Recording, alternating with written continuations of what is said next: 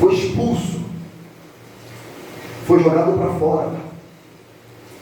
Jefité, olha a postura desse homem. Jefité era o mais velho. A Bíblia diz que os irmãos de Jefité só o repeliram, só o expulsaram, só o acusaram, só levantaram o dedo depois que eles ficaram maiores, depois que galgaram uma posição, uma postura, um pouco mais de força. Mas Jefité era o mais velho, era mais forte, mais consciente. Quando esses irmãos o expulsa, você não vê Jefité rebatendo, discutindo, batendo boca, ou querendo atestar os seus direitos, porque ele sabia dos seus direitos. Mas Jefité, por algum motivo, a Bíblia diz no versículo 3, que ele foge para longe de seus irmãos. E eu quero dizer para você que fugir nunca é a opção. Não fuja do seu chamado. Não fuja da sua missão. Não fuja daquilo que Deus estabeleceu sobre a sua vida. Como assim, pastor? Deixa mais claro. Não deixe o seu casamento, não abandone a sua família, não deixe os seus filhos. É a bênção do Senhor sobre a sua vida. Se Ele te deu, é seu. Não fuja das suas responsabilidades. Jefté foi longe, saiu, foi para longe de seus irmãos e se estabeleceu na terra de Tobi. Foi para longe, fugiu. Você já viu pessoas que quando há litígio dentro da igreja, o que elas fazem? Vão sair da igreja. Gosto de briga, contenda. Homens, mulheres, filhos, briga com o pai e foge, vai embora, vai morar na rua. Filho pródigo, lembra? Ele pega a herança do pai e vai embora, vai para a rua. O homem gadareno, o que aconteceu com aquele homem, gente? Ele tinha família. Quando Jesus o cura, Jesus fala, volta para sua casa. O que aconteceu com aquele homem para ele sair de casa? O que aconteceu com aquele homem para ele ter um espírito de loucura? O que aconteceu com aquele homem para ele ficar um fugitivo, um errante na sociedade? Certamente uma briga, uma contenda, um litígio o levou para a bebida, para as drogas, para a prostituição. Ele saiu de casa, abandonou os irmãos, a família, largou o trabalho. Pessoas começam a se embriagar, perdem o trabalho, se tornam pessoas em condição de rua. Foge. Jefté fugiu. Não era para fugir. E se estabeleceu numa outra terra. Saiu da sua possessão. Saiu de Gileade. Saiu do seu território. Saiu da igreja. Saiu daquilo que Deus já tinha dado para eles. E o texto diz: e reuniu em torno de si um bando de vadios, outra versão, levianos, que andavam com ele. Saiba, amado, se você fugir da sua posição, da sua responsabilidade, se você abrir mão da sua família, abrir mão do seu trabalho, abrir mão da sua chamada, abrir mão do ministério, abrir mão da fé, saiba, você vai se estabelecer num outro ambiente. E nesse outro ambiente estará também outras pessoas. Por isso que problemas foram feitos para ser resolvidos.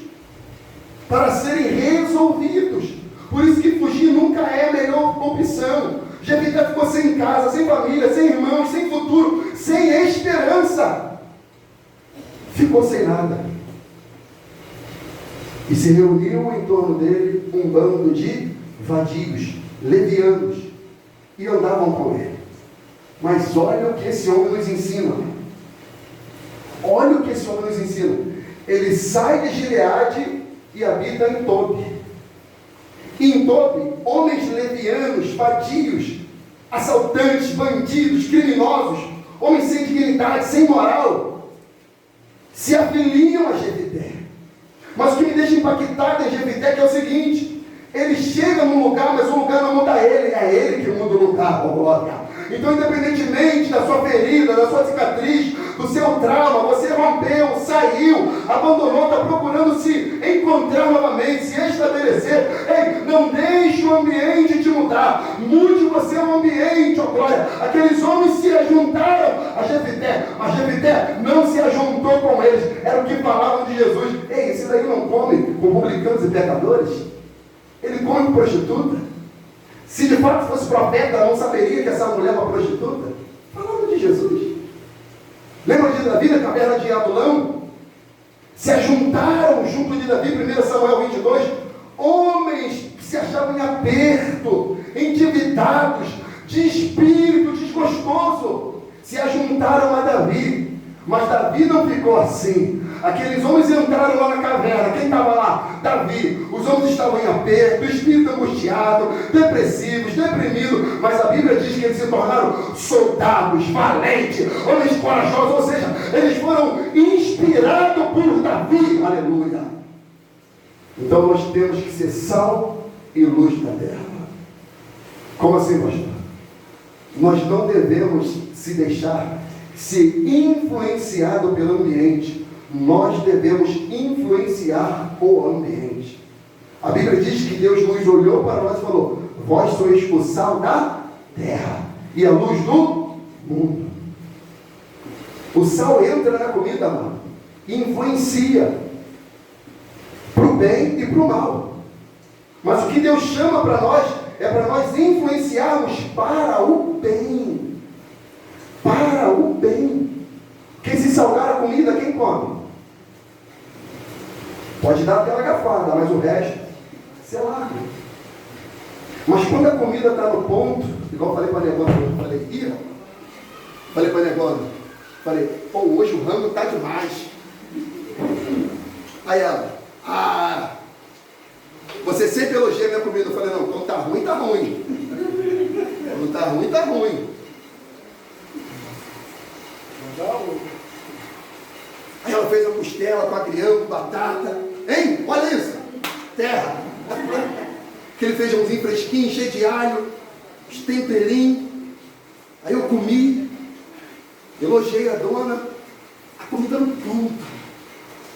Jefité, a despeito de ter feridas, a despeito de ter ruptura, a despeito de deixar a sua terra, a sua herança, ele vai para outra região, Tobi, ele habita lá, mas lá a essência do caráter de Jefité sobrepuja, levanta, acende, de maneira que os levianos, os vadios, os homens, amados irmãos, de mau costume, quando se aproximaram de Jefité, mudaram o seu comportamento, mudaram a sua conduta. Amados irmãos, nós somos tipo de pessoa que, se as pessoas se achegarem a nós falando fofoca, a santidade, a pureza, o poder do Espírito de Deus tem que constranger essas pessoas a ponto de mudar a conduta delas. Isso aconteceu com Jefité. O caráter dele era tão aquilatado que admirava, as pessoas ficavam admiradas o caráter de Jefité. É como, amados, a Bíblia diz que nós somos vistos por uma tão grande nuvem de testemunha. Você pode não perceber, mas a sociedade está olhando você, a sociedade está nos vigiando, a sociedade está olhando para nós. Como nós falamos, como nós nos comportamos no ambiente de trabalho, na fila do banco, no mercado, na rua, em qualquer ambiente, a sociedade está nos vendo. Aí eles olham assim, essa menina séria, trabalhadora, digna, a menina educada, passa, dá bom dia, de postura, tem respeito. Alguém vai falar, não, ela vai na igreja, ela é crente. Não é isso. Mas aquele camarada ali, né? Cara gentil, cortês, prestativo, sempre ajudando, sempre com uma palavra amiga, uma palavra de conforto, sempre disponível, sempre cortês, sempre serviço. Como é que pode? Não, ele é crente. Rapaz, mas onde ele trabalha não é uma desgraça, irmão. Como é que pode? Ele é crente. Ou seja, alguém que muda o ambiente. Muda o ambiente. Agora, Jefité conseguiu se estabelecer em todo. Agora, como é que estava a casa dele? Como é que estava a família dele? E outra coisa aqui, mas, entenda isso, o pai de Jefité não interferiu, amor. O pai de Jefité não se meteu. Como assim, pastor? Escuta, às vezes nós somos feridos na nossa história, na nossa vida, na sociedade, na igreja, e Deus não vai interferir, Deus não vai se meter, Deus permitirá que as coisas aconteçam conosco, Deus permitirá que coisas que aos nossos olhos não parecem boas, aconteça conosco. Gileade, a terra do nardo, a terra do unguento, a terra do poder do Espírito Santo, a terra da presença de Deus. Gileade, o pai que gerara Jefité, não interferiu, não se meteu, deixou o filho sair, deixou o filho ser expulso, deixou o filho errante. Há momentos que Deus não interfere em situações da nossa vida. Isso fala também da soberania de Deus. É porque nós não temos, amados irmãos, o poder da onisciência. Nós atentamos para o presente, mas Deus conhece o passado, o presente e o futuro. Talvez você está se lamentando com o seu presente, mas você não sabe o que reserva você no futuro. No futuro, nós temos um futuro glorioso reservado para nós. Você pode não ver, mas já está preparado para você.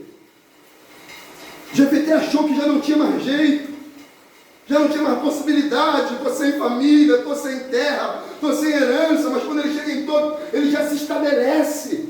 E lá Jefité se levanta. Mas um Deus que é justo, não deixa os seus filhos desamparados. A Bíblia diz que Deus pesa as coisas na balança de precisão. Quando eles estavam na terra, tinha vários povos ao redor. Uma delas, os amonitas. E há 300 anos atrás, o povo de Israel queria passar pelo território de Amon. E eles pedem para passar, eles não queriam se estabelecer. Eles pedem para passar. O rei de Amon não permite, faz guerra contra Israel. E pelo fato dos amonitas fazerem guerra contra Israel, Deus dá vitória a Israel. Israel vence os amonitas e tomam posse da terra. E a terra é por herança deles. Depois de 300 anos, os amonitas sempre estavam em guerra contra Israel, querendo novamente tomar a terra, a herança. Entendam, o que é isso? Satanás não desistirá de querer arrancar a salvação de nós. Por isso você deve ser firme e constante. O que eu falei que se fosse definir o livro de Juízes eu falaria? Que seria uma inconstância.